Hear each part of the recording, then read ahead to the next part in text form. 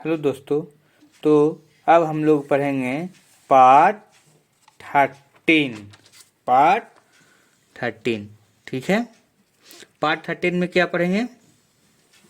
कह रहा है कि पार्ट 13 में हम लोग पढ़ेंगे angle properties of a triangle. ठीक है। एक ट्रायंगल का जो एंगल का प्रॉपर्टीज है उसको पढ़ेंगे। ठीक है। Angle properties of a triangle। ठीक है। Angle property of a triangle. ठीक है। तो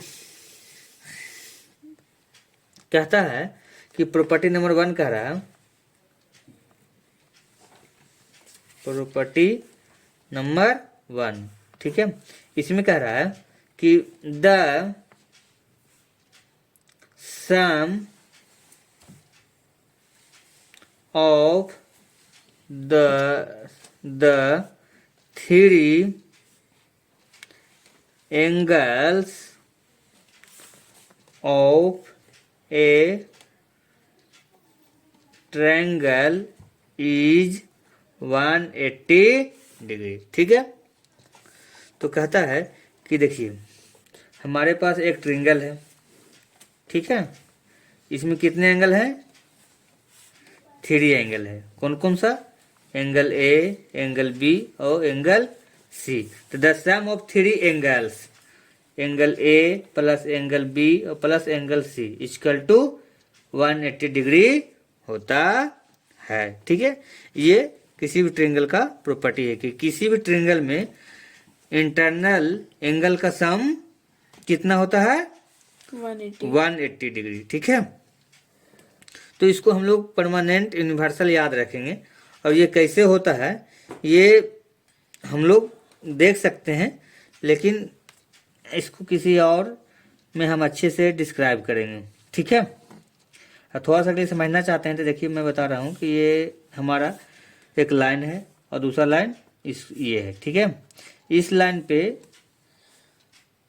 मान लिया जाए कि यहाँ पर P है और इधर Q है। तो ये देखिए कि इस लाइन, दोनों लाइन पैरेलल हो गई हैं। इस लाइन के पैरेलल हम एक PQ लाइन खींच लिया और इस PQ लाइन पर एक रेखा क्रॉस कर रही है। तो इसमें हम क्या देखें कि इस एंगल के बराबर ये वाला एंगल होगा। ठीक है। चलिए इसमें 2 लाइन देते हैं। तो यहाँ ये एंगल दोनों क्या होंगे? बराबर। और इस वाले एंगल के बराबर ये एंगल होंगे। ठीक है। चलिए तो इसमें हमने 3 दे दिया। तो समझिए इस एंगल के बराबर ये एंगल और इस एंगल के बराबर ये एंगल। अब ये स्ट्रेट पर ये एंगल प्लस ये एंगल प्लस ये एंगल तीनों मिला के कितना आएगा? 180 डिग्री। तो ये एंगल के बराबर यहाँ है। अब इस एंगल के बराबर, ये एंगल के बराबर यहाँ, इस एंगल के बराबर यहाँ पे है। ठीक है। ये एंगल के बराबर यहाँ और इस एंगल के बराबर यहाँ। तो ये एंगल खुद है। तो तीनों मिला के कितना होगा? 180। इसका मतलब ये मिला के कितना हो जाएगा? 180 डिग्री। ठीक है। अब इसका देखो प्रॉपर्टी नंबर 2 देख लीजिए। Property number 2। ठीक है। इसमें कह रहा है कि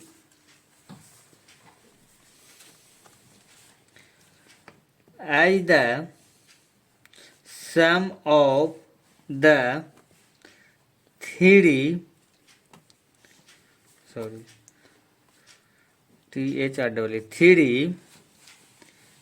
angles of a triangle is 180 degree. अभी हम लोग देखें कि सम ऑफ 3 एंगल ऑफ ट्रायंगल कितना होता है? 180 डिग्री। अब इसमें आगे बढ़ रहा है कि if one of its angles is 90 degree और मोर, अगर इसमें से एक एंगल 90 डिग्री हो जाए या 90 डिग्री से बड़ा हो जाए तो the other two angle must be acute angle. बात सही है। अगर कोई ट्रिंगल है, ठीक है, इस ट्रिंगल में एक एंगल अगर 90 डिग्री हो जाए तो ये दोनों एंगल को एक्यूट होना पड़ेगा, क्योंकि एक्यूट एंगल किसको कहते हैं? जो 90 डिग्री से छोटा है। तो तीनों मिला के 180 होता है, तो ये दोनों मिला के हमें 90 ही बनाना पड़ेगा। तो ये कितना हो सकता है? मान लीजिए 45 हो गया, और ये भी 45, तो दोनों एक्यूट एंगल हो गया। अगर दूसरा एंगल 60 होगा तो ये 30 होगा, तब भी एक्यूट एंगल होगा। अगर ये ट्रिंगल 90 डिग्री से थोड़ा बड़ा हो जाए, ठीक है, 90 डिग्री से बड़ा हो जाए, मान लिया जाए ये हो गया 120 डिग्री, तो दूसरा कितना होगा?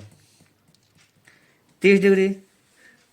कितना होगा? 20 और 30 150 डिग्री, ठीक है, और ये हो जाएगा फिर 30 डिग्री, ठीक है। तो कितना हो गया? 180 डिग्री, ठीक है। अगर ये हमारा 45 डिग्री होता तो ये 15 डिग्री बन जाता। इस तरह से भी हो सकता है। ये एंगल को अगर हम 45 मान लेते हैं तो ये एंगल फिर कितना हो जाएगा? 60 होना है। ये कितना हो गया? 120, ठीक है, 120 और 40 160 हो गया। ये हो जाएगा 15 डिग्री, ठीक है।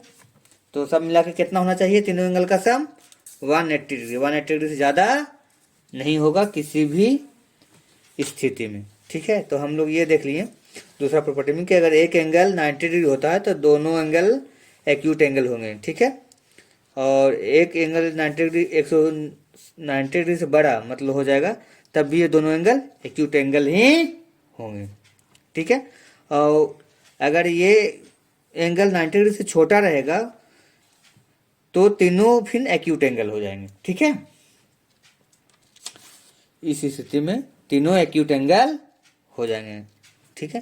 अगर कोई भी एंगल 90 डिग्री से बड़ा नहीं है या 90 डिग्री नहीं है तो फिर तीनों के तीनों एंगल कौन से एंगल बनेंगे? एक्यूट एंगल, मतलब 90 डिग्री से छोटा, ठीक है। Thank you.